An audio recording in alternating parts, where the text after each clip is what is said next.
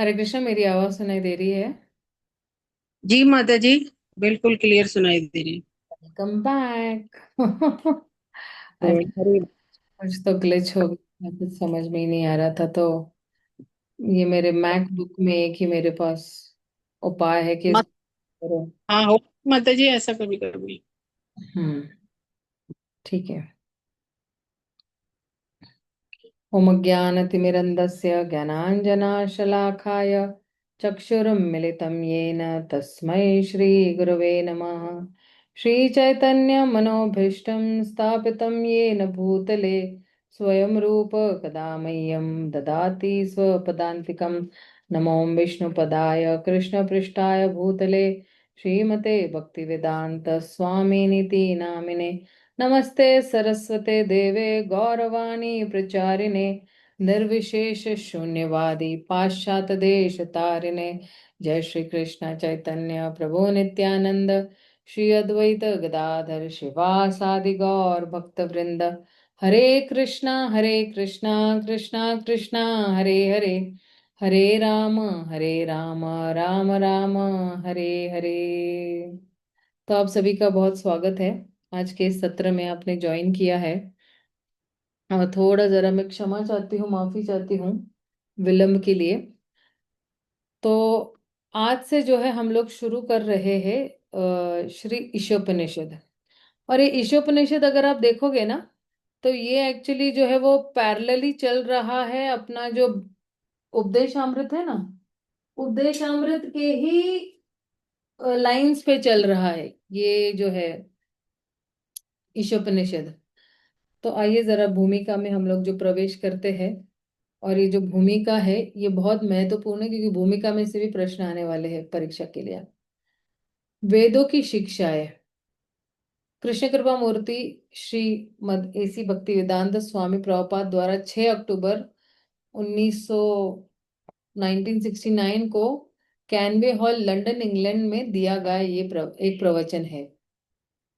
देवियों तथा सज्जनों, आज के प्रवचन का विषय है वेदों की शिक्षाएं। वेद क्या है? संस्कृत में वेद शब्द की मूल धातु की व्याख्या कई प्रकार से की जा सकती है, लेकिन अंततः उसका तात्पर्य एक ही है। वेद का अर्थ है क्या? ज्ञान। वेद का अर्थ क्या है? ज्ञान है।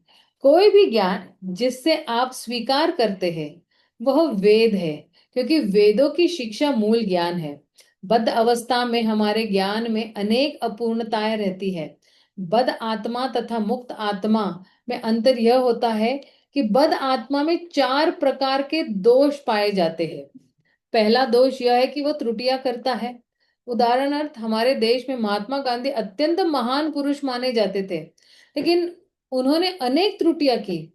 यहाँ तक कि अपने जीवन की अंतिम अवस्था में भी उनके सहायक ने उन्हें सावधान किया, गांधी जी आप नई दिल्ली की सभा में न जाए। मेरे कुछ मित्र हैं और मैंने उनसे सुना है कि वहां पे खतरा है, किंतु उन्होंने एक न सुनी।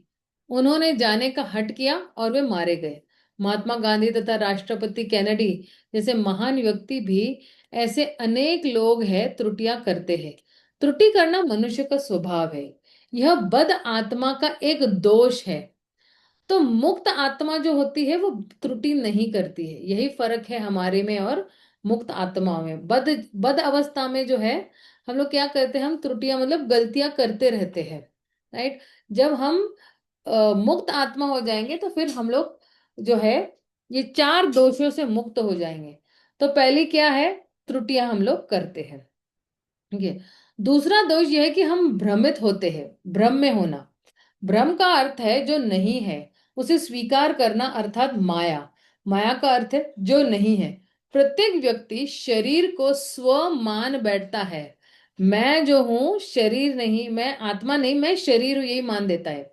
यदि मैं आपसे पूछूं कि आप, सॉरी पूछू लिखा है एक्चुअली पूछू है। यदि मैं आपसे पूछूं कि आप क्या है, तो आप कहेंगे मैं मिस्टर जॉन हूं, मैं धनी व्यक्ति हूं, मैं यह हूं, मैं वह हूं। ये सब देह के संबंधित परिचय है, किंतु आप यह शरीर नहीं है, यही भ्रम है। हम शरीर नहीं है तो फिर हम क्या है? आत्मा है। अगर मैं आपको पूछूंगी कि जैसे किसी को भी व्यक्ति को पूछूंगी, मैं टीचर हूँ, मैं प्राइम मिनिस्टर हूँ, मैं मिनिस्टर हूँ, लेकिन वो ये नहीं कहेगा कि मैं आत्मा हूँ। तीसरा दोष है धोखा देने की प्रवृत्ति। प्रत्येक व्यक्ति में दूसरों को ठगने की प्रवृत्ति पाई जाती है। कोई व्यक्ति पहले दर्जे का मूर्ख क्यों ना हो, किंतु वह भी अत्यंत बुद्धिमान होने का दिखावा करता है। यद्यपि यह पहले कहा जा चुका है कि वह भ्रांति में है, और और कि यह ऐसा है, वह वैसा है, लेकिन उसे अपनी खुद की स्थिति का भी ज्ञान नहीं होता है। वह दर्शन पुस्तक के लिखता है, और यद्यपि वह अपूर्ण है। यही उसका रोग है, यही धोखाधड़ी है। सो देखिए, धोखा देने की प्रवृत्ति भी है, लेकिन धोखा खाने की भी प्रवृत्ति है। कोई हमें धोखा दे जाता है ना, जैसे कोई हमें ठग जाता है, तो हम धोखा खा लेते हैं ना कि अरे मुझे तो लगा कि ये, जैसे मैं आपको बताती हूँ, एक एक बार हम लोग ना ट्रेन से हम लोग सफर कर रहे थे, और हमारे बगल में जो है, मतलब जैसे शादी ब्याह में हम लोग जब जाते हैं ना, तो हमारे जेवरात वगैरह भी लेके जाते हैं, क्योंकि हमें वहां पे हीरे मोती जेवरात पहनने होते, तो हम लोग जेवरात लेकर गए थे। तो उसमें हमारे ही बगल में एक बहुत सुंदर सी स्त्री थी, जिसके गले में उसने बहुत बड़ा हीरो का हार, ऐसी बड़ी बड़ी हीरे की चूड़ियां, सोने की चूड़ियां, बड़े बड़े कान के लिपस्टिक वगैरह सब लगा के बैठे, और हमको लगा ये हम में से ही एक है, और हमसे बहुत अच्छी तरह से बात करने लगी।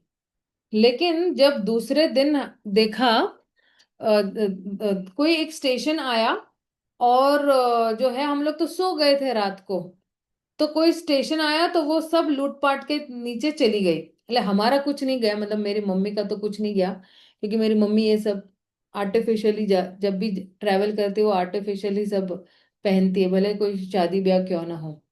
और उस वक्त है ना, एक्चुअली मेरे पापा बोल भी रहे थे कि अरे तुम ये आर्टिफिशियल क्यों पहन रही हो, इतना अच्छा सोने का आपको हीरे का हार सब बना के दिया है, लेकिन क्यों नहीं पहनते हो तुम। मम्मी बोली नहीं नहीं, बाहर गांव जब जाएंगे तो ये सब नहीं लेके जाना है, लॉकर में ही रहना चाहिए। तो आप सोचिए कि दिखने में इतनी सुंदर और सब कुछ, और अभी किसको आजकल पता है ना कि कौन सा जो है असली हीरा पहना है या नकली पहना है, असली सोना नकली सोना। तो उसने तो इतना धोखा, तो हम लोग धोखा खा गए, सब लोग धोखा खा गए थे सब कुछ। बाकी जिन लोगों ने असली असली लेकर आए थे, और फिर क्या होता है ना, ट्रेन में कभी भी हमारी ना जो गुप्त बातें हमें किसी को नहीं बतानी चाहिए थी। तो हमारी जो दूसरी समाज की, गुजराती समाज की जितनी भी लेडीज थी ना, उन्होंने सब अपनी गुप्त बातें, देखो मैं तो ये लेके आया हूँ, मैं तो वो लेके आई हूँ, मैं तो ऐसा लेके आया ऐसे, उसने सब जान लिया, भेद सारा जान लिया, और लूटपाट करके चले गए। इसलिए धोखा खाना और धोखा देना, ये मनुष्य की प्रवृत्ति है। अंतिम बात यह है कि हमारी इंद्रिय अपूर्ण है। हमें अपनी आंखों पर बड़ा गर्व रहता है। प्राय कोई व्यक्ति चुनौती देगा, क्या तुम मुझे ईश्वर दिखा सकते हो, लेकिन क्या आपके पास ईश्वर का दर्शन करने के लिए आंखें भी है, आंखें है भी। यदि आपके पास आंखें नहीं है, तो आप उनके दर्शन कभी नहीं कर सकते हैं। यदि एकाएक कमरे में अंधेरा हो जाए तो आप अपने हाथों को भी नहीं देख सकते, अतएव आपके पास देखने की शक्ति ही क्या है। अतः अपनी इन अपूर्ण इंद्रियों से ज्ञान प्राप्त करने की अपेक्षा नहीं कर सकते। बद्ध अवस्था में इन सारे दोषों के होते हुए हम किसी को पूर्ण ज्ञान प्रदान नहीं कर सकते, न ही हम स्वयं संपूर्ण हैं। अतएव हम वेदों को यथारूप में स्वीकार करते हैं। आप देखिए, ये इंद्रियां अपूर्ण है, मतलब क्या, कि हमारी जितनी भी पांच इंद्रियां है ना, ज्ञानेंद्रियां जितनी भी हमारी, तो अभी मान लो आपके घर में भी आप देखना कि अगर कोई किसी दीवार है, दीवार के पीछे हम कुछ देख नहीं सकते हैं, राइट। तो आंखें जो है वो अपूर्ण है। अब यहाँ मैं मंदिर के बहुत नजदीक रहती हूँ, लेकिन मंदिर में घंटी बज रही है, आरती हो रही है, या कुछ हो रहा है, तो मैं सुनाई नहीं दे रहा, तो मेरे कान भी अपूर्ण है।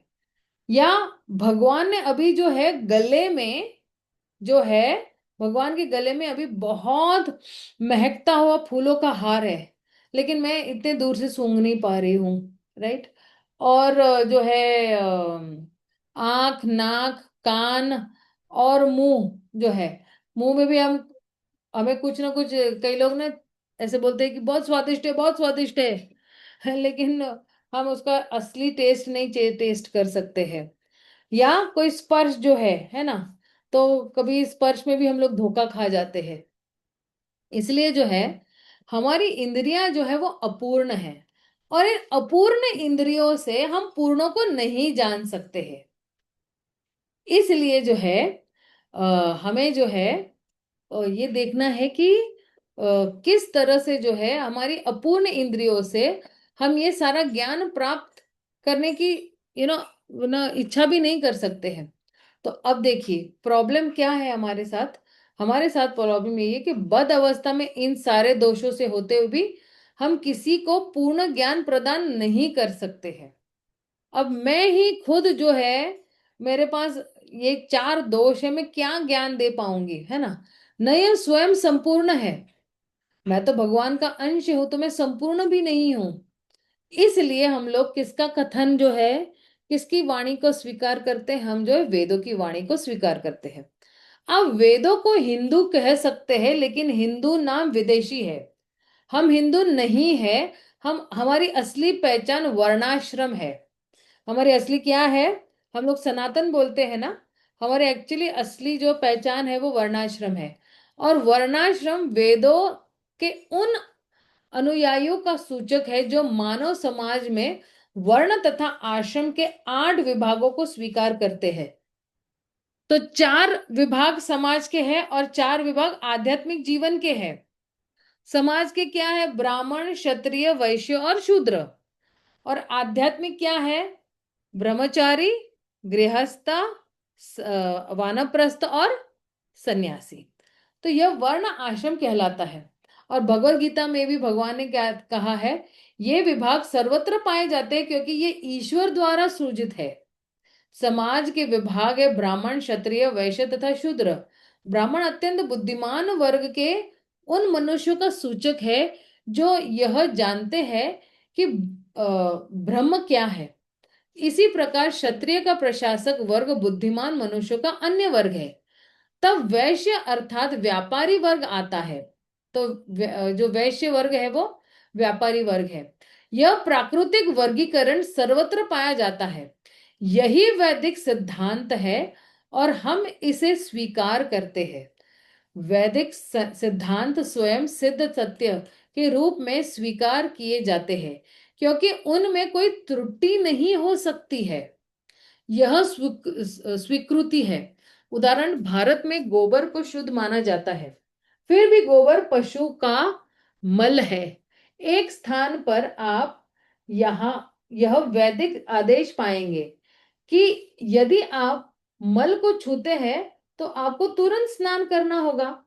लेकिन दूसरे स्थान पर यह कहा गया है कि ओह, ये 2 पेजेस आर मिसिंग। क्या है भाई ये,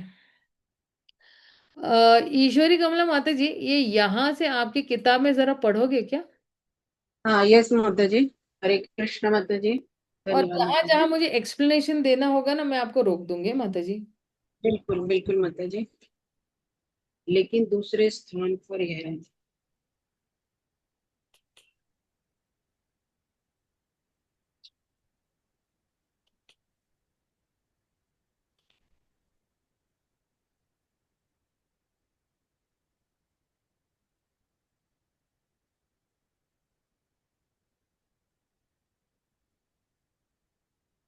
ये पैराग्राफ तो नजर ही नहीं आ रहा है। मैं लेकिन रीड कर लूं। हाँ माता जी, रीड कीजिए आप। दूसरे माता जी। लेकिन दूसरे स्थान पर यह कहा गया है कि गाय का मल गोबर शुद्ध होता है।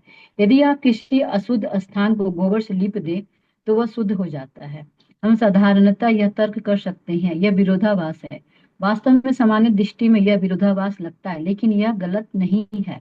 यह तथ्य है। कलकत्ता के एक प्रमुख वैज्ञानिक तथा डॉक्टर ने गोबर का विश्लेषण करके यह पता लगाया है कि इसमें समस्त रोगाणुनाशक गुण पाए जाते हैं।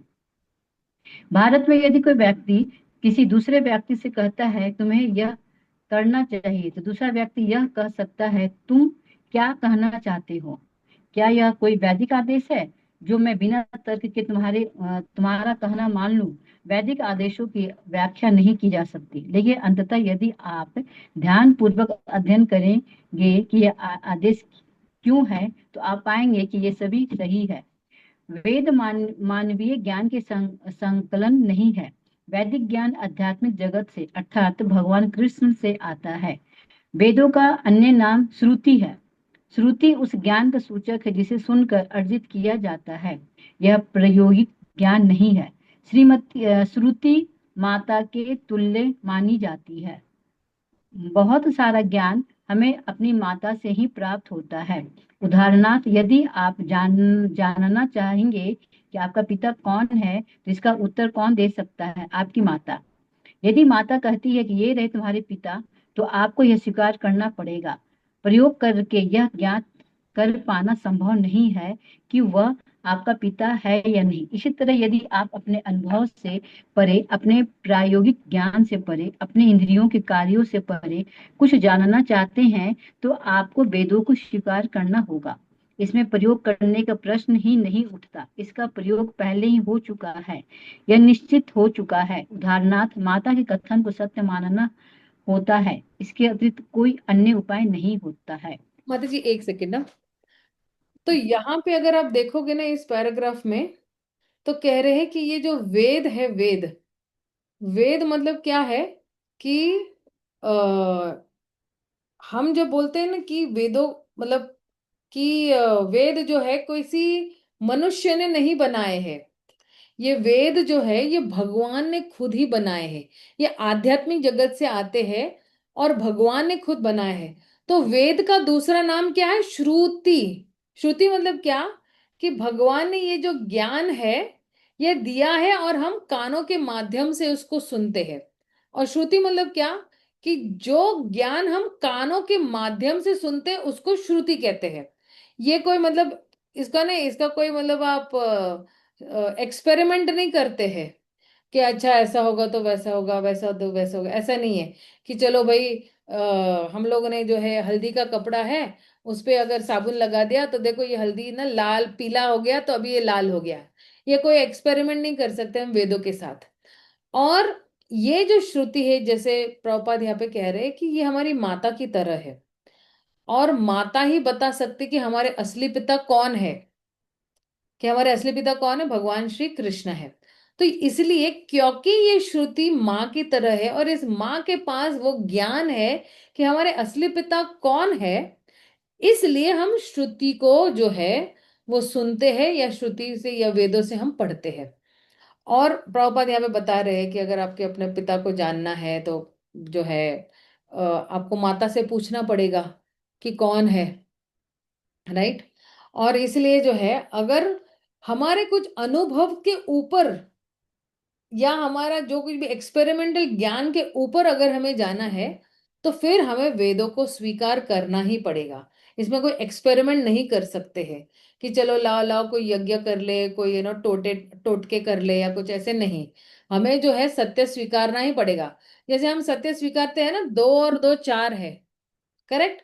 उसमें ये नहीं बोलते कि अरे नहीं नहीं 2 और 2 3 है या 2 और 2 5 है। कोई दूसरा रास्ता नहीं है, 2 और 2 4 है। उसी तरह वेदों में भी जो है ये स्पष्ट है कि जो है कृष्ण ही भगवान है। वेदों में टोटल कहा गया है कि क्या है? कृष्ण ही भगवान है। और वेद जो है वो माता की तरह है, क्योंकि ब्रह्मा जी जो है वो हमारे परम पिता की तरह है। क्योंकि तेने ब्रह्म हृदय आदि कवये, है ना। मतलब जी यहाँ से अभी आप आगे पढ़ सकते हो क्या, जो आप जहां से आप रुके हो वहां से। जी माता जी। वेदों को माता माना जाता है और ब्रह्मा जी पितामह पूर्वज कहलाते हैं, क्योंकि सर्वप्रथम उन्हें ही वैदिक ज्ञान की शिक्षा दी गई थी। प्रारंभ में प्रथम जीव ब्रह्मा जी ही थे। उन्होंने यह वैदिक ज्ञान प्राप्त किया और इसे नारद तथा अन्य शिष्यों और पुत्रों को प्रदान किया, जिन्होंने इसे पुनः अपने अपने शिष्यों में वितरित किया। इस प्रकार वैदिक ज्ञान गुरु शिष्य परंपरा द्वारा आगे चलता आता है। भगवत गीता में भी इसकी पुष्टि की गई है कि वैदिक ज्ञान इसी विधि से समझा जाता है। यदि आप प्रयोगात्मक प्रयास करेंगे तो भी आप इसी निष्कर्ष पर पहुंचेंगे, लेकिन समय की बचत करने की दृष्टि से आपको इसे स्वीकार कर लेना चाहिए। यदि आप यह जानना चाहते हैं कि आपके पिता कौन है और यदि आप अपनी माता को प्रमाण स्वरूप मान लेते हैं, तो वो जो कुछ कहती है उसे आप बिना किसी तर्क के स्वीकार कर सकते हैं। साक्ष्य प्रमाण के 3 प्रकार हैं: प्रत्यक्ष, अनुमान तथा शब्द। प्रत्यक्ष का अर्थ है सीधा प्रमाण। प्रत्यक्ष प्रमाण बहुत अच्छा नहीं होता क्योंकि हमारी इंद्रियां पूर्ण नहीं है। हम नित्य ही सूर्य को देखते हैं और हमें यह एक छोटी सी थाली जैसा लगता है, लेकिन वास्तव में यह अनेक ग्रहों की अपेक्षा कहीं अधिक विशाल है। तो ऐसा देखना किस काम का? अतः हमें पुस्तकें पढ़नी होगी, तब हम सूर्य के विषय में समझ सकते हैं। अतः प्रत्यक्ष अनुभव पूर्ण नहीं होता। तब आता है अनुमान, अनुमानित ज्ञान, जिसकी कल्पना ठीक है है। माता जी, मैं पढ़ती हूँ। अतएव हमें पुस्तकें पढ़नी होंगी, तब हम सूर्य के विषय में समझ सकते हैं। अतः प्रत्यक्ष अनुभव पूर्ण नहीं होता। माता जी आपकी आवाज नहीं सुनाई दे रही है। हमारा हो रहा है। हरे कृष्णा, मैं पढ़ती हूँ माता जी आगे। हाँ, आवाज आ रही है? आ रही है। अतएव हमें पुस्तकें पढ़नी होंगी, तब हमें सूर्य के विषय में समझ सकते हैं। अतः प्रत्यक्ष अनुभव पूर्ण नहीं होता। तब आता है अनुमान, अनुमानित ज्ञान, जिसकी कल्पना है। ऐसा हो सकता है। हम्म। हरे कृष्ण। उदाहरणार्थ, डार्विन का सिद्धांत बताता है कि यह ऐसा हो सकता है, ये वैसा हो सकता है, लेकिन यह कोई विज्ञान नहीं है। यह एक सुझाव है और यह पूर्ण भी नहीं है। किंतु यदि आप प्रमाणिक स्रोतों से ज्ञान प्राप्त करते हैं तो वह पूर्ण है। यदि आपको रेडियो स्टेशन के अधिकारियों से कोई कार्यक्रम निर्देशिका प्राप्त हो तो आप उसे स्वीकार कर लेते हैं, आप उसे अस्वीकार नहीं करते। इसके लिए आपको प्रयोग करने की आवश्यकता नहीं होती, क्योंकि यह ज्ञान प्रमाणिक स्रोतों से प्राप्त हुआ है। माता जी एक मिनट। हाँ, पढ़ो मत। एक सेकेंड, मुझे थोड़ा एक्सप्लेन भी करना है ना माता जी। तो माता जी अब देखिए, आप देखना कि ये जो वैदिक ज्ञान है, ये वैदिक ज्ञान जो है ब्रह्मा जी से आया हुआ है और ये परंपरा में आ रहा है। जैसे भगवत गीता में कहा गया है कैसे, कि ये जो ज्ञान है ये एवं परंपरा प्राप्तम में आया है। तो हम इसमें कोई एक्सपेरिमेंट नहीं करते हैं, और जो निष्कर्ष भगवान ने दिया है हम उसको स्वीकार करते हैं। जैसे अगर हमें हमारे पिता को जानना है तो हमें माता के पास जाना पड़ेगा, क्योंकि माता ही अथॉरिटी है। और जो है माता ही बताएगी कि बिना किसी जो तर्क वितर्क के हमें आपको, आपके पिता को, हमारे पिता को स्वीकार करना है। तो इसमें आते हैं प्रत्यक्ष प्रमाण, अनुमान प्रमाण, शब्द प्रमाण। तो प्रत्यक्ष मतलब क्या? डायरेक्ट, सीधा जो है आपके पास सबूत है कि हाँ भाई ये सामने सामने है। लेकिन कहते हैं प्रत्यक्ष प्रमाण इतना अच्छा नहीं है, क्योंकि हमारी इंद्रिया जो है वो अपूर्ण है। हमारी इंद्रिया इतनी परफेक्ट नहीं है। जैसे मान लो कि हम सूर्य को रोज देख रहे हैं, तो एक छोटा सा जो है गोला है वो, है ना। लेकिन हमें भी पता है कि सूर्य कितना बड़ा है, इस पृथ्वी से भी बहुत बड़ा है सूर्य। तो इसलिए जो है फिर क्या, क्या इसकी वैल्यू है कि हम ऐसे ना ऐसे देख रहे हैं सूर्य को। इसलिए हमें जो है शास्त्रों को पढ़ना बहुत जरूरी है। और जब हम शास्त्रों को पढ़ेंगे तो हमें पता चलेगा कि सूर्य कौन है। तो कहते हैं कि प्रत्यक्ष जो है वो इतना परफेक्ट नहीं है। फिर आता है अनुमान प्रमाण। अनुमान प्रमाण मतलब क्या? हम अंदाजा लगाते हैं, अच्छा ये ऐसे हो सकता है, वैसे हो सकता है। जैसे आपने वो कथा सुनी होगी हाथी की, है ना। तो एक अंधा व्यक्ति होता है और वो हाथी को जो है वो छूता है।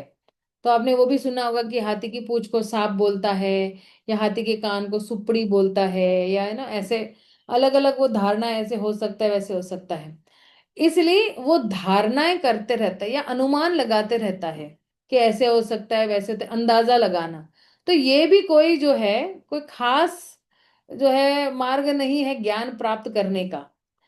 लेकिन अगर हम प्रामाणिक स्तोत्र से अगर हम ज्ञान प्राप्त करते हैं, तो फिर जो है ये सही ज्ञान हम लोग ने प्राप्त किया हुआ है। तो जैसे मान लो कि अगर हम लोगों को जो है बिजली, हमारे घर में बिजली आती है ना, तो बिजली अगर बिजली के घर से आती, बिजली घर, मेन बिजली पावर हाउस से आ रही है, तो फिर वो प्रामाणिक है। तो ऐसा तो नहीं है ना कि किसी भी खंबे पे मैं चली जाऊंगी और घर का तार जोड़ूंगी और उस खंबे से मेरे घर में रोशनी होगी, ऐसा तो नहीं है ना। या मैं किसी भी बिल्डिंग में घुसकर मैं कोई भी किताब उठाकर मैं ये नहीं बोल सकती कि मैं डॉक्टर बन गई। नहीं, मुझे प्रामाणिक जो है यूनिवर्सिटी में जाना है, विश्वविद्यालय में जाना पड़ेगा, मुझे मुझे प्रामाणिक छात्राओं से पढ़ना पड़ेगा, तब जाके मैं डॉक्टर बनूंगी।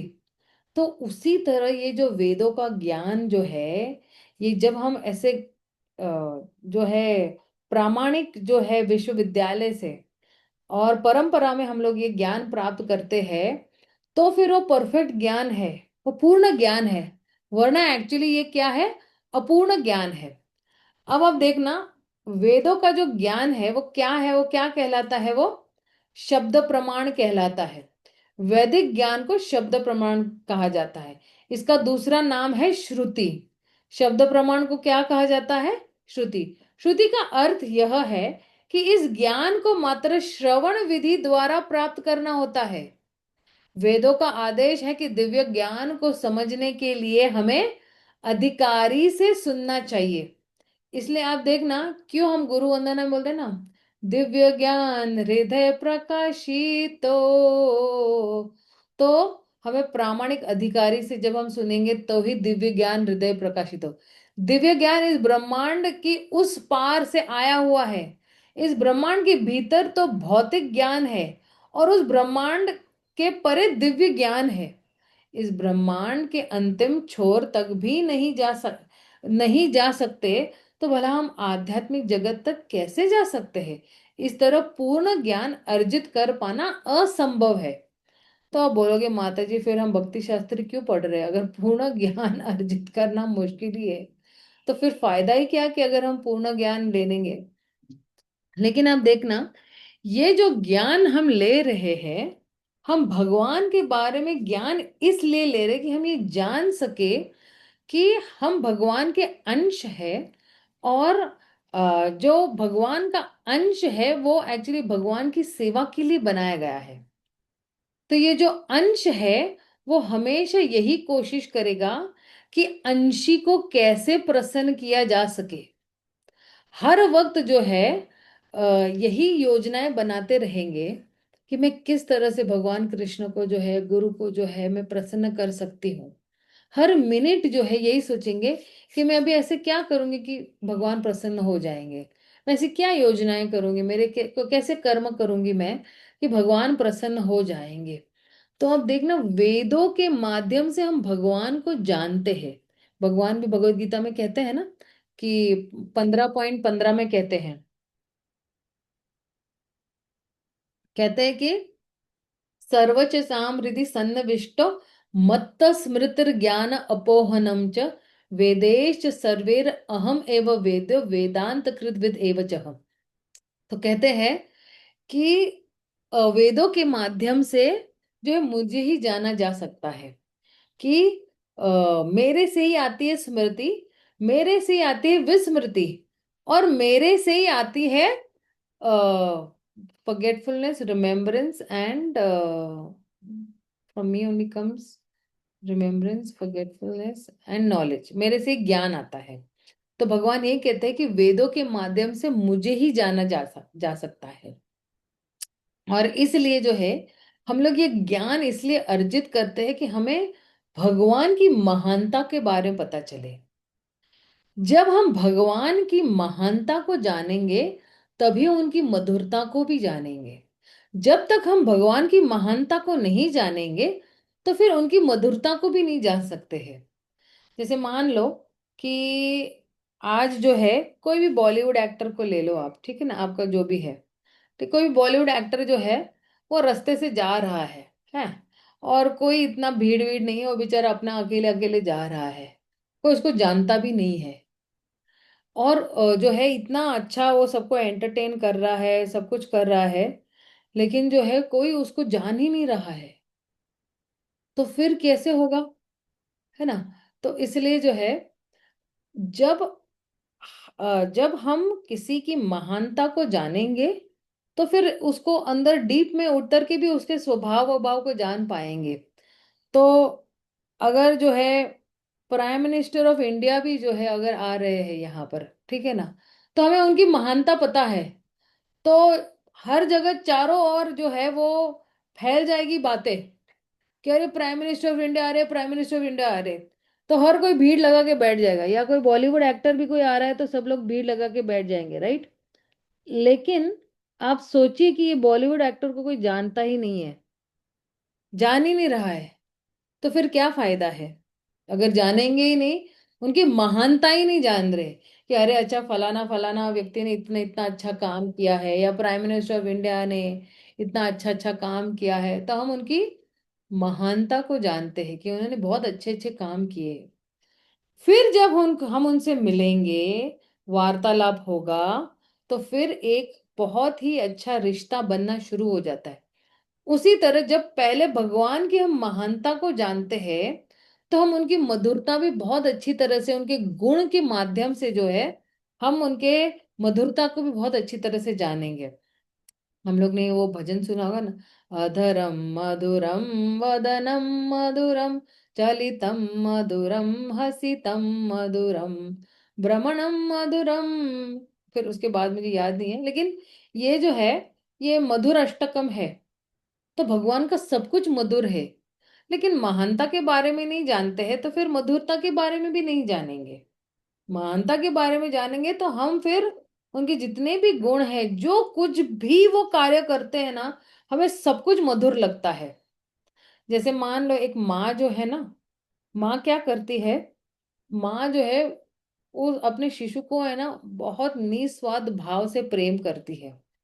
फिर बच्चा कैसा भी टेढ़ा मेढ़ा डांस करता है, बच्चा कुछ भी करता है, माँ को बहुत ही कौतुक लगता है कि अरे मेरे बेटे ने ये किया, अरे मेरे बेटे ने वो किया।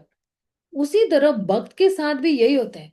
अरे पता है भगवान ने मेरे साथ, ऐसे नहीं कि हम कभी कभी बोलते भगवान ने मुझे थोड़ा साक्षात्कार दिया, भगवान ने ना, पता है मैं भगवान के दर्शन ले रही थी और एक फूल टपक के नीचे गिरा भगवान के बाल में से।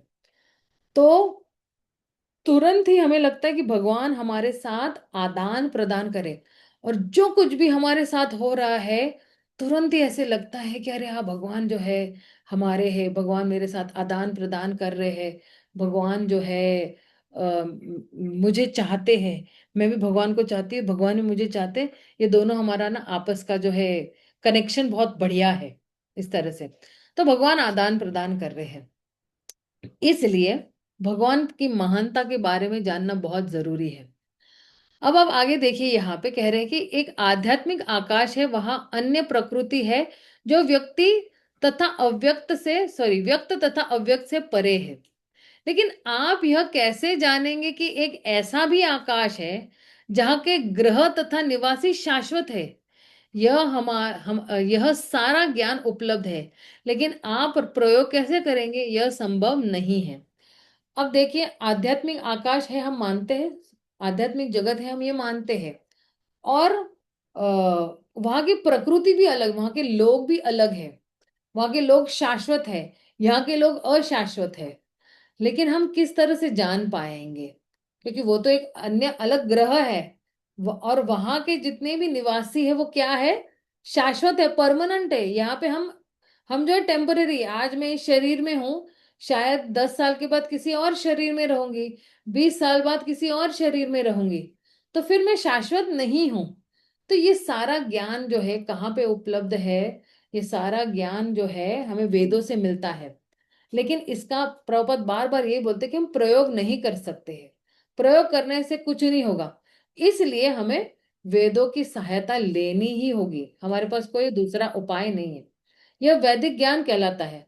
हमारे कृष्ण भावनामृत आंदोलन में हम ज्ञान को सर्वोच्च अधिकारी अर्थात कृष्ण से ग्रहण करते हैं। भगवान से हम लोग ने ये ज्ञान ग्रहण किया है, क्योंकि भगवत गीता हम लोग पहले ही पढ़ते हैं। ये ज्ञान उन्होंने किसको दिया था, अर्जुन को दिया था। कृष्ण को सभी वर्ग के लोग सर्वोच्च प्रमाण के रूप में स्वीकार करते हैं। इसलिए भगवत गीता में हम लोग ने देखा ना कि अर्जुन भी कहते हैं कि हम परम परम धाम हो आप, जो पवन परम पवित्र हो आप। और ये केवल मैं ही नहीं मानता हूं, मैं कितने सारे ऋषि मुनि जो असित देवल नारद सब मानते हैं कि आप परम हो। तो फिर जो है मैं सर्वप्रथम दो प्रकार के आध्यात्मवादी के विषय में बात करूंगा। तो अब जो है प्रभुपाद, क्योंकि ये प्रवचन दे रहे हैं और ये प्रवचन को ऐसे ही छापा गया है, तो प्रभुपाद कह रहे हैं कि आध्यात्मवादियों का एक वर्ग निर्विशेषवादी या मायावादी कहलाता है। हमने मायावादियों के बारे में बहुत सुना है, निर्विशेषवादियों के बारे में बहुत सुना है। इन दोनों में से सबसे जो खतरनाक है वो मायावादी है, क्योंकि मायावादी जो है वो समझते कि हम ही भगवान है। आप भगवान, हम भगवान, सब भगवान। तो परम कौन है फिर यहाँ पे? और ये निर्विशेषवादी यानी क्या, कि उनको लगता है कि जो भगवान है वो निराकार है, निर्विशेष है, उनका कोई आकार नहीं है। तो ये फिर भी ठीक है, क्योंकि ये निर्विशेषवादी फिर भी एक पॉइंट पे आके जो है वो कबूल करते हैं कि भगवान का आकार है। जब वो बिल्कुल ब्रह्मांड में चले जाते हैं, बहुत बोर हो जाते हैं, तो इस तरह से ये सामान्यतः वेदांती कहलाते हैं, जिसमें शंकराचार्य प्रमुख है। दूसरे प्रकार के आध्यात्मवादी वैष्णव कहलाते हैं, यथा या रामानुजाचार्य, माधवाचार्य, विष्णु स्वामी। शंकर संप्रदाय तथा वैष्णव संप्रदाय दोनों ने ही कृष्ण को पूर्ण पुरुषोत्तम भगवान के रूप में स्वीकार किया है। शंकराचार्य को निर्विशेषवादी माना जाता है, क्योंकि उन्होंने निर्विशेषवाद या निराकार ब्रह्म का उपदेश दिया, लेकिन यह तथ्य है कि वह प्रछन्न साकारवादी थे। उन्होंने भगवत गीता पर अपने भाष्य में लिखा है, पूर्ण पुरुषोत्तम भगवान नारायण इस दृश्य जगत से परे है। और आगे फिर वे इसकी पुष्टि करते हैं, वे पूर्ण पुरुषोत्तम भगवान नारायण स्वयं कृष्ण है। शंकराचार्य ने भी माना हुआ है कि सर स्वयं कृष्ण है। वे देवकी तथा वसुदेव के पुत्र रूप में अवतरित हुए हैं।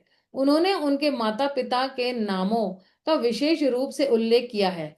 अतः सभी आध्यात्मवादी कृष्ण को पूर्ण पुरुषोत्तम भगवान के रूप में स्वीकार करते हैं। इस विषय में कोई संदेह नहीं है। कृष्ण भावनामृत में हमारे ज्ञान का स्तोत्र प्रत्यक्ष भगवत गीता है, जो सीधे कृष्ण से आई है। हमने भगवत गीता यथारूप प्रकाशित की है, क्योंकि हमने कृष्ण जिस रूप में बोलते हैं उसी रूप में उन्हें बिना अपनी किसी व्याख्या के स्वीकार किया है। यही वैदिक ज्ञान है। क्योंकि वैदिक ज्ञान शुद्ध है, अतएव हमें इसे स्वीकार करते हैं। कृष्ण जो भी कहते हैं हम स्वीकार करते हैं। यही कृष्ण भावनामृत है। इससे समय की काफी बचत होती है। अभी समय की काफी बचत यानी क्या, कोई एक्सपेरिमेंट करने की जरूरत ही नहीं है। जो भगवान ने कहा हम अगर हम स्वीकार करते हैं, हम सुखी रहेंगे। इसमें कुछ हम तर्क वितर्क नहीं कर सकते, भगवान आपने तो ऐसे कहा, मुझे तो लेकिन ये ऐसे लगता है, तो हम हमारी धारणाएं भगवान के सामने प्रस्तुत नहीं कर सकते। यदि आप सही प्रमाण या ज्ञान स्तोत्र को स्वीकार करते हैं तो आपके समय की काफी बचत होगी। उदाहरण, भौतिक जगत में ज्ञान की दो पद्धतियां है ना, हैनिंग मनिक तथा आगमनिक। निगमनिक विधि से आप स्वीकार करते हैं, हाँ, जैसे आरोह पंथ और अवरोह पंथ उसको कहते हैं, है ना। स्वीकार करते हैं कि मनुष्य मर्त्य है। आपके पिता कहते हैं कि मनुष्य मर्त्य प्राणी है, मतलब मनुष्य मर भी सकता है। आपकी बहन कहती है मनुष्य मर्त्य प्राणी है। हर कोई कहता है कि मनुष्य मर्त्य है, लेकिन आप कोई प्रयोग नहीं करते हैं। आप इसे तथ्य रूप में स्वीकार कर लेते हैं कि मनुष्य मर्त्य है। यदि आप यह ज्ञात करने के लिए शोध करना चाहे तो क्या मनुष्य मरते हैं, तो आपको हर मनुष्य का अध्ययन करना होगा। और तब आप यह सोच सकते हैं कि हो सकता है कि कोई ऐसा मनुष्य हो जो न मेरे लेकिन अपने उसे आपने उसे अभी तक न देखा हो। इस तरह आपका शोध कार्य कभी समाप्त नहीं होगा। संस्कृत में यह विधि आरोह अर्थात ऊपर जाने की विधि कहलाती है। यदि आप अपनी पूर्ण इंद्रिय के द्वारा अपने किसी निजी प्रयास से ज्ञान प्राप्त करना चाहते हैं तो आप कभी भी निष्कर्ष तक नहीं पहुंच सकेंगे। ऐसा संभव नहीं है। ब्रह्म संहिता में कथन है, आप ऐसे वायुयान पर सवार हो जाए जो मन की गति से उड़ रहा है। हमारे भौतिक वायुयान 2000 मील प्रति घंटे की गति से उड़ सकते हैं, लेकिन मन की क्या गति होती है? आप अपने घर पे बैठे बैठे भारत के विषय में सोचेंगे, जो मान लिया जाए 10 मील दूर है, तुरंत ही यह आपके घर में पहुंच जाता है। आपका मन वहां पहुंच गया। मन का वेग इतना तेज है, अतएव कहा गया है कि यदि आप लाखों वर्षों तक इस गति से यात्रा करें तो भी आप पाएंगे कि आध्यात्मिक आकाश असीम है। उस तक पहुंच पाना भी असंभव नहीं है। अतएव वैदिक आदेश यह है कि मनुष्य को प्रामाणिक आध्यात्मिक गुरु के पास अनिवार्य जाना ही चाहिए। ये कंपलसरी है ना, मतलब ऐसा कोई ऑप्शन नहीं है हमारे पास।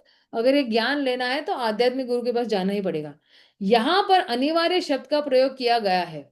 यह आध्यात्मिक गुरु की योग्यता क्या होनी चाहिए, अब योग्यता बताएंगे। उसने वैदिक संदेश को सही स्तोत्र से और सही ढंग से सुना होना चाहिए। ये किसकी योग्यता है? गुरु की योग्यता है। उसे ब्रह्म में दृढ़ता से स्थापित होना चाहिए। तो जो है वो बिल्कुल दृढ़ता से वो स्थापित है। यही है दो गुण, अन्यथा वह प्रामाणिक नहीं है। एक तो क्या है? दो गुण है। आध्यात्मिक गुरु की क्या योग्यता? उसने वैदिक संदेश को यही स्तोत्र सही स्तोत्र से और सही ढंग से सुनना होना चाहिए, मतलब अपने गुरु से सुना होना चाहिए। ऐसा नहीं कि कहीं भी किसी से भी सुन के अपना कुछ भी बोलते रहना, ऐसा नहीं है। और उसे ब्रह्म में दृढ़ता से स्थापित होना चाहिए, मतलब उसको पता है कि मुझे इस भक्ति मार्ग में जो है वो दृढ़ता से जो है वो आगे बढ़ना है, मुझे अभी पीछे देखकर नहीं जाना है, अन्यथा फिर वो प्रामाणिक नहीं है। यह कृष्ण भावनामृत जो है, कृष्ण भावनामृत आंदोलन वैदिक सिद्धांतों के द्वारा पूर्णतः प्रामाणिक है। भगवत गीता में कृष्ण कहते हैं वैदिक शोध का वास्तविक उद्देश्य कृष्ण की खोज करना है। ब्रह्म संहिता में कहा गया कृष्ण अर्थात गोविंद के अनगिनत रूप है, लेकिन वे सब एक ही है ना। अंगानि यस्य सकलेंद्रिय, वे हमारे रूप जैसे नहीं है जो विनाशशील है, उनका स्वरूप अच्युत है। मेरे स्वरूप का प्रारंभ है, लेकिन उनके स्वरूप का कोई आदि नहीं होता, वह अनंत है। और उनका रूप, उनके अनेक रूप भी अनंत है। मेरा रूप तो यह बैठा है, वह मेरे घर में नहीं है। आप वहां बैठे हैं और अपने घर में नहीं है, लेकिन कृष्ण एक ही समय प्रत्येक स्थान पर हो सकते हैं। इसमें एक्चुअली वो कथा कौन सी आती है? नारद मुनि की कथा आती है ना मेरे ख्याल से, कि नारद मुनि जो है जब जाते हैं द्वारिका में, तो 16,108 जितनी भी पटरानियां है, वो 16,108 पटरानियों के साथ जो है भगवान जो है वो आदान प्रदान कर रहे हैं।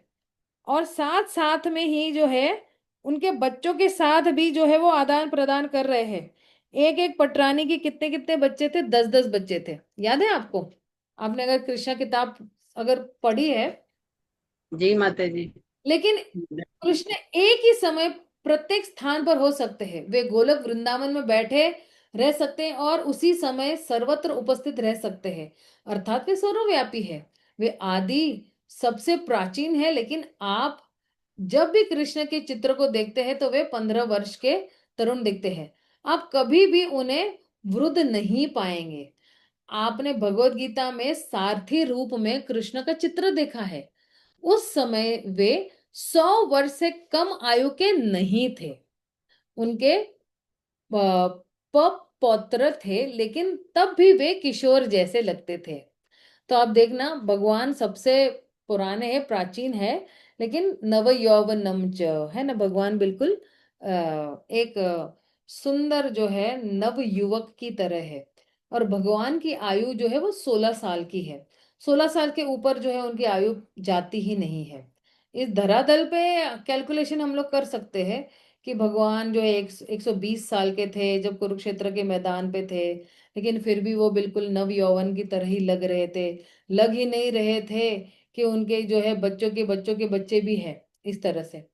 तो भगवान हमेशा जो है वो क्या है, वो जवान ही रहते हैं। भगवान जो है वो बूढ़े नहीं होते हैं, क्योंकि ये जो चार त्रुटियां है, या जन्मों मृत्यु जरा व्याधि जो है, ये इस धरातल पे है, आध्यात्मिक जगत में ये नहीं है। और ये सब चीजें जो है वो भगवान को प्रभावित नहीं करती है। ओके। उस समय वे 100 वर्ष से कम आयु के नहीं थे, उनके पौ पुत्र, लेकिन तब भी वे किशोर जैसे लगते थे। कृष्ण अर्थात ईश्वर कभी बूढ़े नहीं होते, यह उनकी परम शक्ति है। और यदि आप वैदिक साहित्य का अध्ययन करके कृष्ण की खोज करना चाहते हैं तो हम भ्रमित हो जाएंगे, कंफ्यूज हो जाएंगे। ऐसा करना संभव हो सकता है। अभी भ्रमित कैसे हो सकते ये भी आप देखिए ना।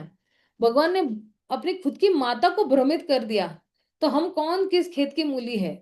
भगवान ने जो है वो और किसको भ्रमित किया था मेरे ख्याल से, ब्रह्मा जी को भी भ्रमित कर दिया। यहाँ पे ग्वाल बाल है और वहां पे गैयाएं हैं, तो ब्रह्मा जी को भी हमने भगवान ने भ्रमित कर दिया।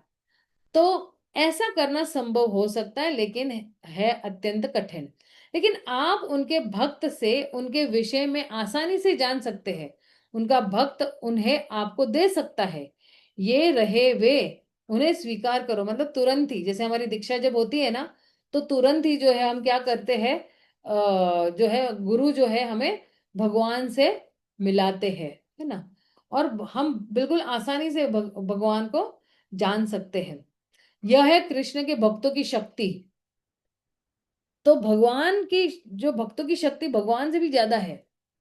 भगवान जो है वो हमें भक्ति नहीं दे सकते हैं, क्योंकि अगर भगवान हमें भक्ति दे देते हैं तो फिर हम भगवान जो है हमारे इशारों पे नाचना शुरू करते हैं। भगवान अपने आप को आसानी से किसी को नहीं देते हैं। लेकिन एक भक्त जो है, क्योंकि उसने भगवान का दिल जीत लिया है, वो आसानी से भगवान को जो है हर जगह पे बांटते हैं, पूरे विश्व में बांटते रहते हैं, भगवान का नाम बांटते रहते हैं। प्रारंभ में केवल एक वेद था और उसे पढ़ने की आवश्यकता नहीं थी। लोग इतने बुद्धिमान होते थे एवं उनकी स्मरण शक्ति इतनी तीव्र होती थी कि एक बार आध्यात्मिक गुरु के मुख से सुनकर ही वे इसे समझ लेते थे। आज तो कितनी सारी किताबें हैं, कितना हम लोग रट्टा मारते हैं, कितने सारे श्लोक याद करने की भी कोशिश करते हैं तो याद नहीं होते हैं। जब मैं श्लोक का टेस्ट ले रही थी तो मैंने देखा कि बहुत सारे लोग जो है वो श्लोक का टेस्ट दे ही नहीं पा रहे थे। मतलब इतनी भी सरल शक्ति हमारी, बोलते हैं ना कि हमारे एक्चुअली गुजराती में उसको बोलते हैं खच्चर बुद्धि। खच्चर बुद्धि मतलब गधे और घोड़े का वो जो मिक्सचर होता है उसको खच्चर बोलते हैं। तो इतनी भी हमारी स्मरण शक्ति नहीं कि हम 4 लाइन के श्लोक दे सके। 4 लाइन के श्लोक भी लोग नहीं दे पा रहे थे, बीच में कोई शब्द खा रहे थे या कुछ मिस हो रहा था।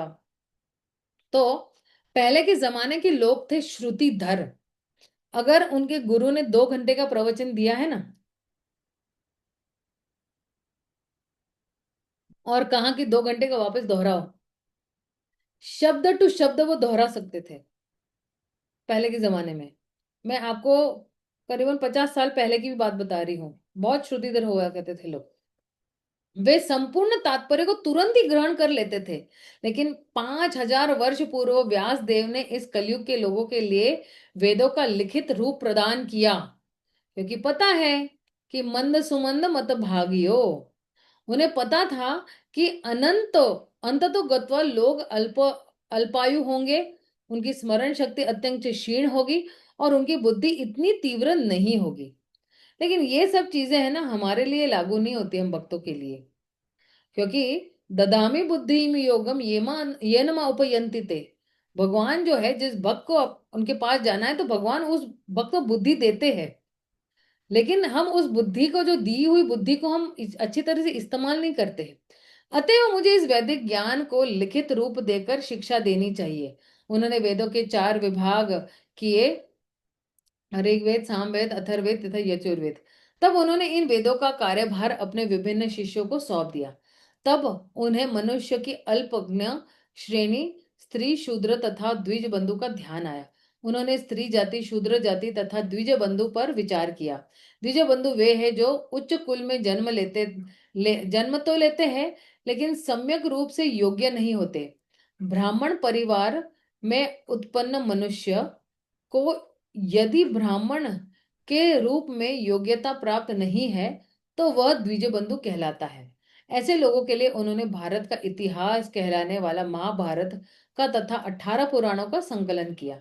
इस तरह सारे पुराण, महाभारत, 4 वेद तथा उनके उपनिषद, ये सब वैदिक साहित्य के अंश है। उपनिषद वेदों के ही अंश है।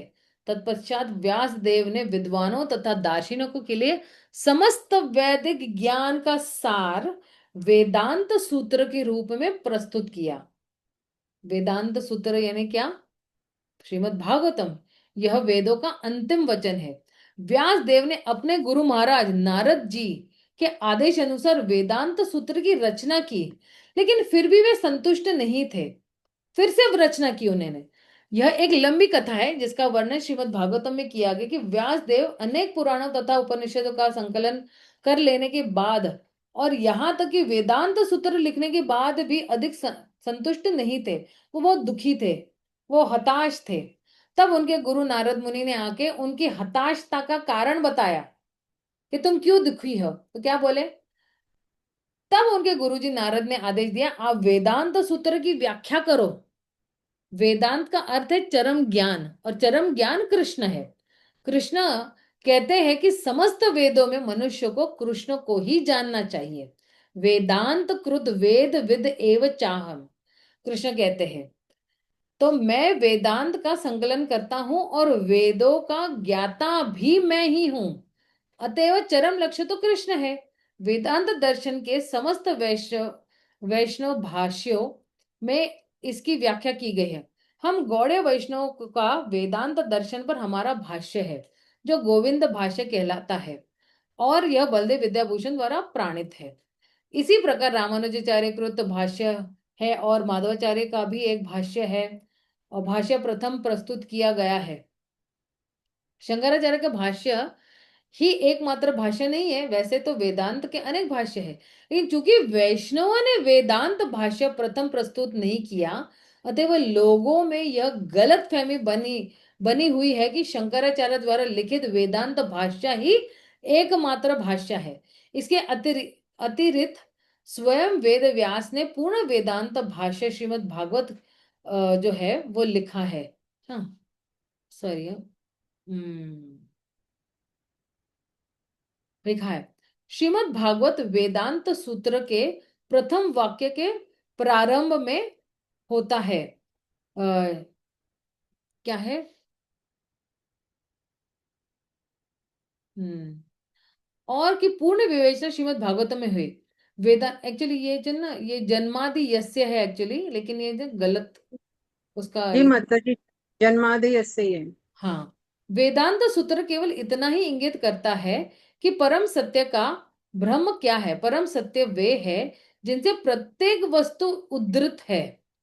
परम मतलब हर कोई वस्तु उन्हीं से आ रही है, यह सारांश है। किंतु श्रीमद् भागवत में इसकी विशद व्याख्या हुई है। यदि यदि प्रत्येक वस्तु परम सत्य के उद्गत है, तो उन परम सत्य की प्रकृति क्या है, इसकी व्याख्या श्रीमद् भागवतम में हुई है। परम सत्य को चेतना स्वरूप होना चाहिए। ये विराट स्वतः तेजमान हम अन्यों के ज्ञान प्राप्त करने अपनी चेतना तथा ज्ञान को विकसित करते हैं, लेकिन भगवान के लिए कहा गया है कि वे स्वराट अर्थात स्वतः तेजमान है। वैदिक ज्ञान का संपूर्ण स्वान वेदांत सूत्र है, और इस वेदांत सूत्र की व्याख्या लेखक ने स्वयं श्रीमद् भागवतम में की है। अंत में हमारा निवेदन है कि जो लोग वास्तव में वैदिक ज्ञान की व्याख्या समझना चाहते, उन्हें श्रीमद् भागवत तथा भगवत गीता समझने का प्रयास करना चाहिए। तो मेरे ख्याल से ईश्वरी माता जी यहीं पर ही ये समाप्त हो रहा है, राइट? हाँ जी माता जी, समाप्त है। ओके। अब जो है हम क्या करेंगे, अगले समय से जो है ये पहले श्लोक से शुरू करेंगे। तो ये प्रभुपाद ने ये वाला लेक्चर इसलिए दिया था कि वेदों का जो ध्यान है और वेदों का जो अध्ययन हमें करना है, भगवान को अगर जानना है तो वेदों का अध्ययन करना बहुत जरूरी है। इसलिए आप देखिए प्रभुपाद ने ये 4 मुख्य किताबें जो है भक्ति शास्त्री के लिए रखी हुई है।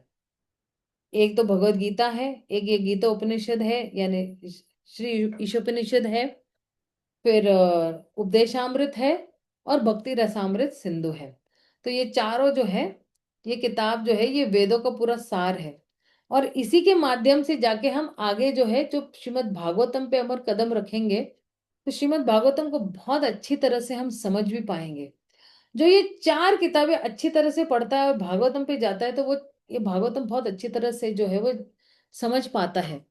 अब आप बोलोगे कि माता जी हमने तो कुछ पढ़ा नहीं है, हम क्या करें, भागवतम तो फिर सुनना बहुत कठिन हो जाएगा, लेकिन ऐसी बात नहीं है। आप भागवतम ऐसा रसीला है कि किसी भी श्लोक से पढ़ोगे ना या सुनोगे, तो भी उसमें से रस ही टपक रहा है। एक एक श्लोक में जो है वो क्या टपक रहा है, उससे रस ही टपक रहा है।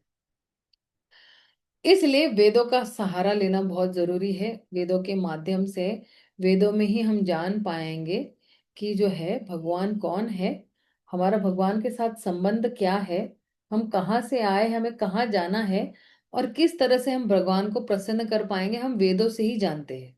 खास करके आजकल हमारा जो है जो चैतन्य चैतामृत का जो सत्र चल रहा है सुबह में 7:30 से 8:15 तक, पौने घंटे का, उसमें इतना डीप डिटेल्स में हम लोग जाते हैं और इतना अच्छी तरह से उस ग्रंथ को समझने की कोशिश कर रहे हैं कि भगवान हमें क्या कह रहे हैं, भगवान का और हमारा संबंध क्या है, हम अपना संबंध और गहरा कैसे बना सकते हैं।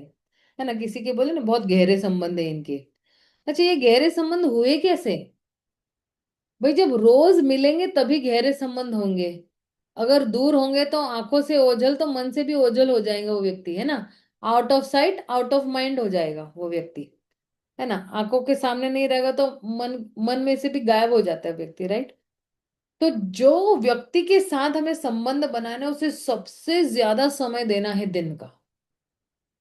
आप देखना ना, एक साधारण सी बात मैं आपको बताती हूँ। ये जो एक्स्ट्रा मैरिटल अफेयर होते हैं ना ऑफिस में, ना क्या कोई पत्नी है तो वो अपने बॉस के साथ लग पड़ती है, या कोई कोलीग है ऑफिस में, कोई बंदा है उसके साथ, है ना, या कोई पति है तो अपनी पत्नी के अलावा किसी और लड़की के साथ लड़की बाजी करते रहता है या उसको पटाते रहता है, या जो भी है। ये क्यों होता है आपको पता है? आप देखना कि हम लोग जो है आजकल की दुनिया में ये हो गया है कि लोग 14-14, 15-15 घंटे ऑफिस में काम करते हैं। अब आप जिस जिस व्यक्ति के साथ रोज काम कर रहे हो, जितना समय उस व्यक्ति के साथ बिता रहे हो, तो आपका बहुत स्वाभाविक ही आकर्षण उस व्यक्ति के प्रति हो जाने वाला है, राइट, है ना। और अगर स्वाभाविक ही आकर्षण उस पति या पत्नी का हो जाता है, जो एक्चुअली ये दोनों साथ में नहीं है, पति घर में आता है तो पत्नी घर जॉब करने चली जाती है, और पत्नी आती है तो पति चला जाता है। तो ये लोग मिलते हैं कितनी देर के लिए घर में? आधा घंटा, 1 घंटा। और बाहर दोनों कितने घंटे तक है? 14-14, 15-15 घंटे तक है। तो ये तो बहुत ही स्वाभाविक ही है कि भाई जिसके साथ आप ज्यादा वक्त बिताओगे तो आपकी जो प्रीति है उस व्यक्ति के प्रति बढ़ती जाएगी, प्रेम उस व्यक्ति के लिए बढ़ेगा। और अपनी खुद की जो शादी करके ब्याह ब्याह के लाए हुई पत्नी है या पति है, तो वो तो आप तो गए काम से, उसके उसके साथ आप रिलेशन डेवलप ही नहीं कर रहे हो। इसलिए रोज हम जब भगवान के साथ जितना ज्यादा ज्यादा जब जब समय बिताएंगे। अच्छा, भगवान के साथ ज्यादा से ज्यादा समय बिताना मतलब क्या? रोज हरे कृष्ण महामंत्र का जप करना, उनकी किताबें पढ़ना, उनके नाम गुण रूप लीला के बारे में पढ़ते रहना। जितना जितना हम ज्यादा सुनेंगे भगवान के बारे में या उनके बारे में पढ़ेंगे, तो हम उनकी गुणों को जानेंगे, और गुणों के माध्यम से उनके गुण को अगर हम जानेंगे तो हम उनसे प्रेम करना शुरू करेंगे। और इसलिए ये ज्ञान लेना बहुत जरूरी है, भगवान के बारे में ज्ञान लेना बहुत ही जरूरी है। तो अपनी वाणी को मैं यही विराम देती हूँ। अगर किसी का कोई प्रश्न है तो आप पूछ सकते हो मुझे।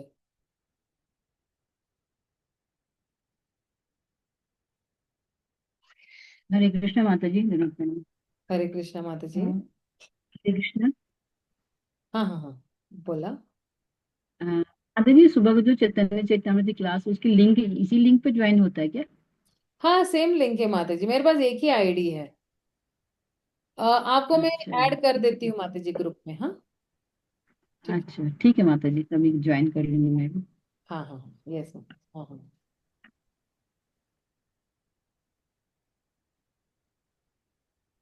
किसी का और कोई प्रश्न है?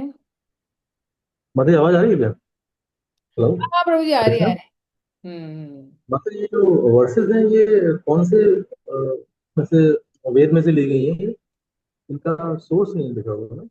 किसका माता प्रभु जी? ये जो मंत्र लिखे हुए मंत्र 1 मंत्र 2 वगैरह, ये कौन से वेद से लिए गए हैं? नहीं नहीं, ये जो मंत्र है ना, ये श्री ईशोपनिषद नाम का एक ग्रंथ है, उसी में से आए हुए हैं। अच्छा प्रभुपाद ने इसी से लिया हुआ है। अच्छा, तो ये ईशोपनिषद नाम का ग्रंथ ही है। अच्छा अच्छा, मुझे लगा कि ये जो वेद हैं ऋग्वेद सामवेद यजुर्वेद अथर्ववेद, उसमें से किसी में से एक निकालो। नहीं नहीं नहीं नहीं नहीं प्रभु जी। चलिए, ठीक है मतलब। किसी का और कोई प्रश्न है? हरे कृष्णा माता जी। माता जी, ये ईशोपनिषद कंप्लीट नहीं है, मतलब पार्ट लिया हुआ है श्रीला प्रभुपाद ने, पूरा कंप्लीट नहीं है ये ईशोपनिषद। पूरा नहीं है एक्चुअली, सिर्फ 11 श्लोक जो हमारे संबंध में है ना वही लिए हुए हैं। कंप्लीट ईशोपनिषद नहीं लिया हुआ है। सिर्फ 18 श्लोक है इसमें एक्चुअली। और जी जो है जितना जरूरी है हमारे लिए उतना ही लिया हुआ है। जी जितना जी मैं प्रभुपाद को पता था कि जितना हम डाइजेस्ट कर पाएंगे, जितना अपना पाएंगे, उतना ही लिया हुआ है प्रभुपाद ने। जी, हम्म। किसी माता जी इसका एग्जाम कब होगा? हाँ, अभी तो शुरू ही किया है। लेकिन दिसंबर तक हो जाना चाहिए। आप तैयारी करते रहो। दिसंबर के आसपास इसकी एग्जाम होगी या जनवरी के फर्स्ट वीक में इसकी परीक्षा होगी। तो हमारे पास प्रॉपर 3 महीने हैं इसकी परीक्षा तक की तैयारी करने के लिए। ठीक है ना। अरे हमारा तो बैक आया हुआ है, बैक आया हुआ है, रिपीट। हाँ, एक मिस तो हुआ ना हमारा आपको एग्जाम। फिर से वो किताब रिपीट करनी पड़ेगी ना। वो किसके साथ दे सकते हैं, कोई बताइए तो हम कर लें, मैं कंप्लीट कर आपसे लें। प्रभु जी पर्सनली बात करती हूँ उसके लिए, ठीक है ना। हम्म। हाँ। हम्म। और हरे हमारा ये कृष्णा माता जी। हाँ रिया माता जी बताइए। माता जी जैसे हम अपनी जो सेकंड बुक थी वो थी उपदेश अमृत। तो उसमें हमें पता चलता है उपदेश कुछ दिया हुआ है हमारे, लेकिन ईशोपनिषद का कुछ मतलब है हाँ हाँ, उस नाम। क्योंकि ये ईश उपदेश है। ये भगवान ने ही उपदेश दिया है, ये ईश उपदेश है ये।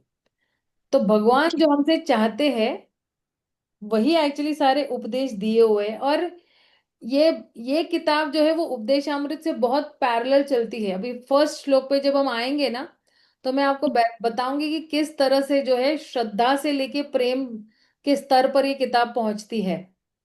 और किस तरह से हम भगवान को जो है वो प्रेम के लेवल तक भी जो है हम पहुंचकर इस किताब के माध्यम से हम प्रेम के लेवल तक पहुंच सकते हैं। ठीक है ना। किसी का और कोई प्रश्न है? ओके, तो फिर जो है हम अगली बार मिलते हैं।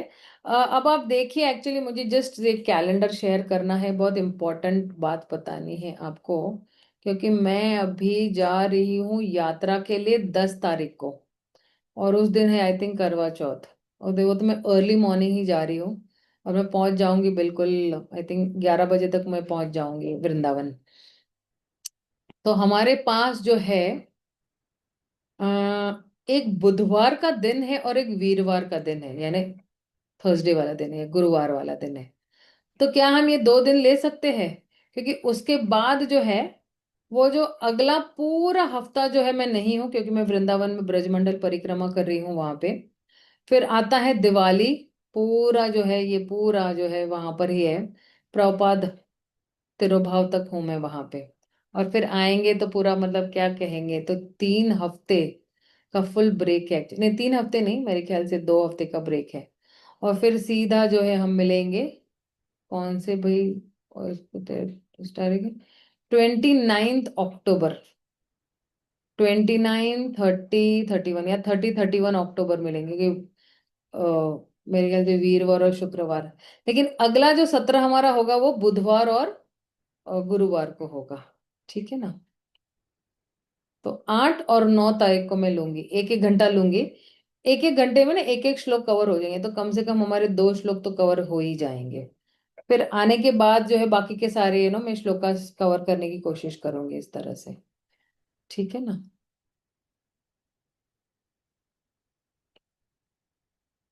तो हम ये विराम देते हैं। शिल प्रभुपाद की जय, गौर भक्त वृंद की जय। हरे कृष्णा, हरि बोल।